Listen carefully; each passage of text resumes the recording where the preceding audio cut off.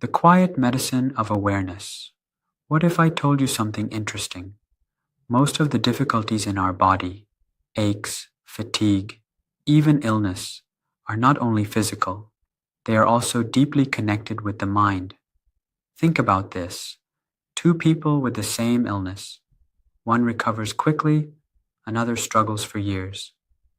What makes the difference? In the Himalayas, where I grew up, many people in the villages had no hospitals, no pharmacies. Yet many of them lived long lives, often cheerful and active, even in their 90s. How? Not by denying problems, but by learning how to relax the mind. The Buddha once said, "Healing comes not from forcing, but from resting in awareness." When the mind relaxes, the body remembers how to heal. Now, please don't misunderstand. Modern medicine is wonderful, very important, but there is also an inner medicine: awareness, kindness, and listening. Here's an experiment. Bring attention to your body right now. Notice, is there any tension in your shoulders, jaw, or stomach? Usually pain is not an enemy. It's like a messenger. Your body is saying, "Please, listen to me." As my teacher used to say, pain is like the ringing of a temple bell. It does not want to harm you. It just wants you to wake up. For many years, I myself felt a tightness in my chest. Doctors said I was fine, but the sensation stayed. It became softer only when I sat quietly and allowed myself to feel sadness for my father, who had passed away many years before. Tears came naturally. After that, the tightness changed. It was like a child inside me finally felt heard. So the first principle of healing: stop fighting with your body and begin listening to it with kindness. Tonight when you rest, you can try this simple practice. Place one hand on your heart, one on your belly, and simply say inside, "Hello, body, I'm here for you." You don't have to fix anything. Begin by listening. Have you noticed how children fall and 5 minutes later, off they run again? But adults, after even a small fall, sometimes take weeks to recover. Why? In Buddhism, we say suffering does not come from change itself. It comes from resisting change. Aging is a perfect example. In modern society, youth is worshipped. But in the Dharma, impermanence is honored. Why? Because everything that falls away makes room for something new, just as leaves fall in autumn to prepare the tree for spring.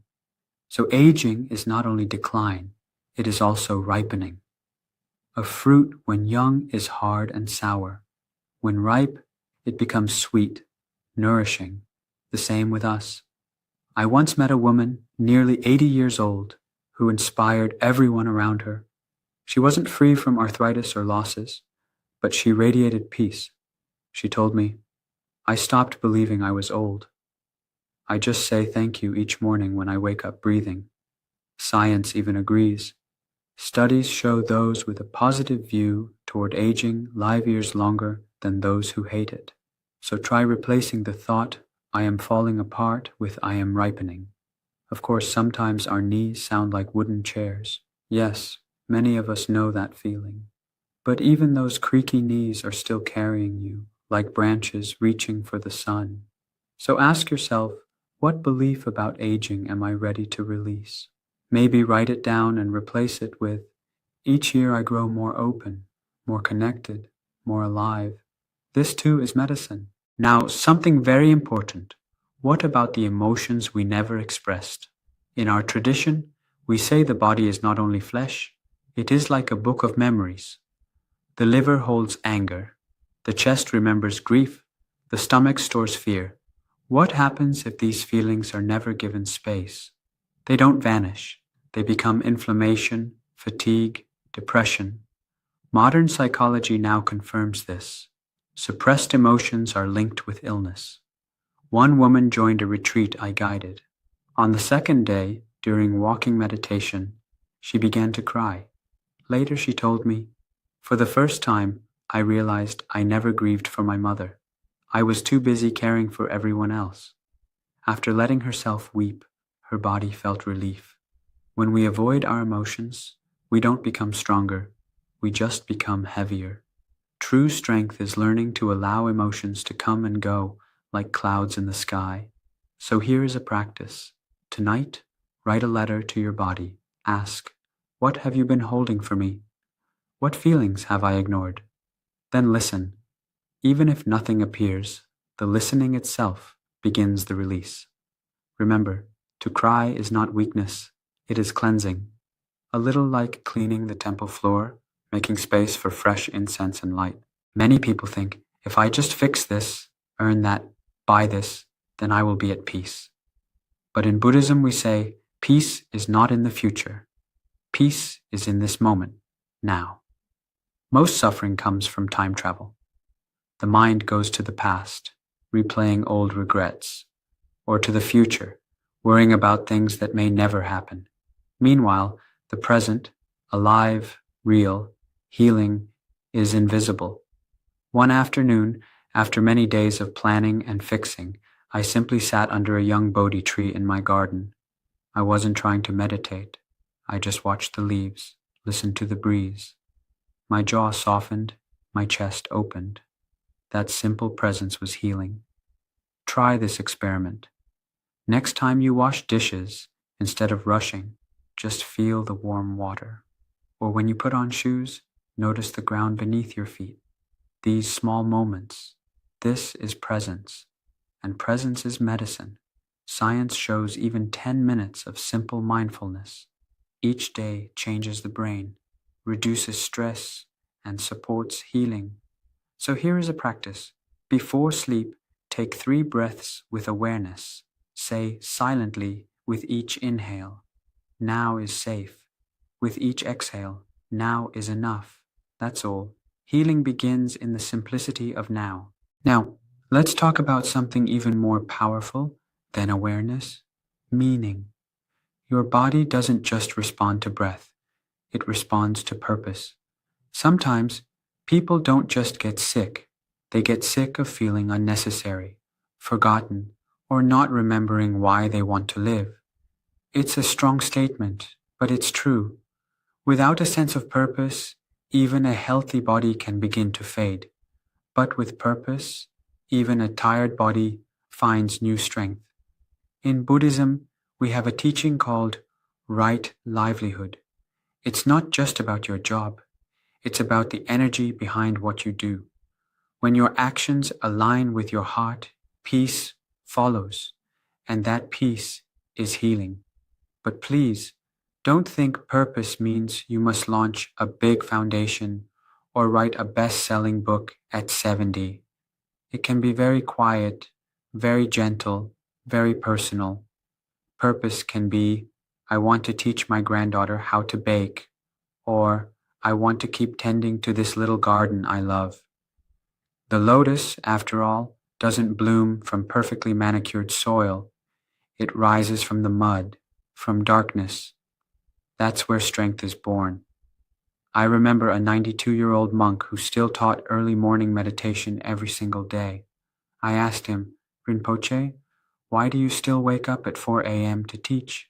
He smiled, tapped his knee, and said, because teaching is why my legs still work. He wasn't joking. His purpose wasn't just in his mind. It had embedded itself into his cells. Science confirms this too. Studies show that seniors with a strong sense of purpose are less likely to develop Alzheimer's and have lower mortality rates. Your why may be more powerful than your what. You may have been told healing means slowing down, but sometimes healing means waking something up. Not your schedule, not your productivity, but your sense of being needed, valued, connected.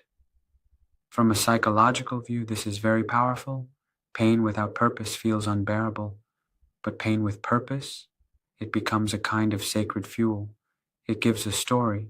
It makes life feel like a path, not a prison. I once worked with a retired nurse who fell into depression after leaving her job. She said, I feel invisible now.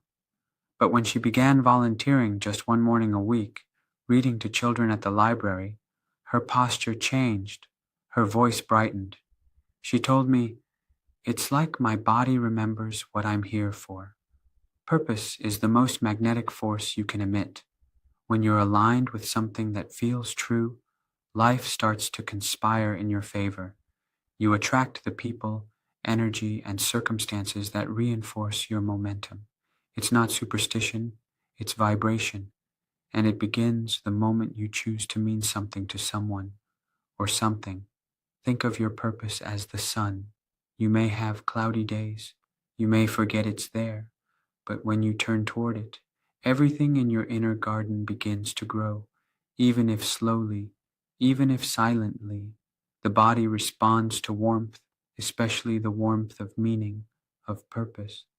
Of course, I'm not saying you need to reinvent the world at 70. Let's be honest. Some mornings just finding your reading glasses feels like a full-time job. But meaning doesn't have to be heavy. Even making someone laugh today can be your sacred work. So the question is not, how many years do I have left? The real question is, what will I bring to the years I have? You're not done if you're still breathing. You're still becoming, and becoming is medicine. Most people never ask this question. They live out their later years waiting for something to fix them. But you, if you're still watching this, you're not waiting. You're remembering. That's rare, and that's powerful. Tonight, write down one reason you still want to wake up tomorrow. Even if it's small. Even if it's just, I want to see the sunrise. Let that be enough. Let that be the beginning. In Zen, we don't chase purpose like a prize. We discover it moment by moment, in service, in silence, in joy. You are not too old. You are not too late. Your why is still whispering. All it needs is your ear. So, we've explored awareness, emotion, belief, and purpose. Now let's bring it all together and let it land gently in your heart. You are not broken. You are remembering. Remembering that your symptoms are not punishments. They are messengers. That aging is not the end. It's a return to essence. That emotion, when honored, doesn't break you. It frees you. That the present moment is not a delay. It's the medicine, and that purpose, no matter how small, breathes life into every cell of your being. What if healing was never about doing more, but about being more present? What if your body doesn't need a new routine, but a new relationship with you? As you go forward, I invite you to stay curious. Pause often. Ask your body what it needs, not just physically, but spiritually. Let your breath remind you. This moment is sacred. Let your choices say, I'm here, I'm willing, I'm listening. If this has touched something inside you, please like, comment, and subscribe. Share below. What part of your body are you learning to love again? And remember, healing isn't about fixing what's wrong. It's about returning to wholeness, to peace, to the truth of who you already are.